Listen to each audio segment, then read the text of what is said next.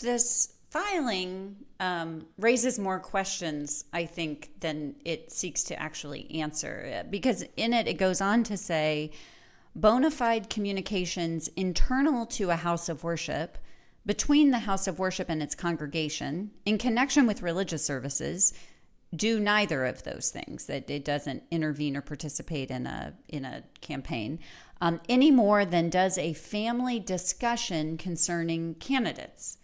Now, when I read this, both as an attorney, Holly, but also as someone who goes to church and is in a lot of different kinds of churches and houses of worship, I again had so many questions, right? Like, what does it mean to have a communication that's internal to a house of worship? Have these people been in a church or, in the last, particularly 5 years since the pandemic, when a lot of houses of worship are broadcasting their worship services, either live streaming them or at the very least recording them so that people who aren't able to attend church can be a part of the community? Is that an internal communication?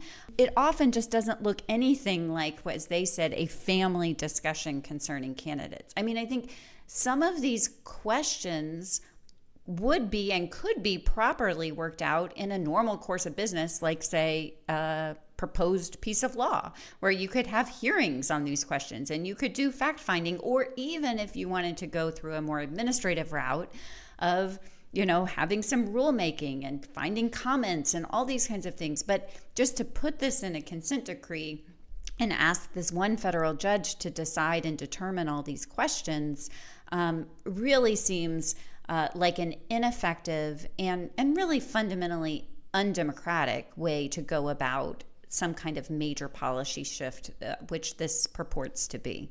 Yeah, and we saw a quick reaction.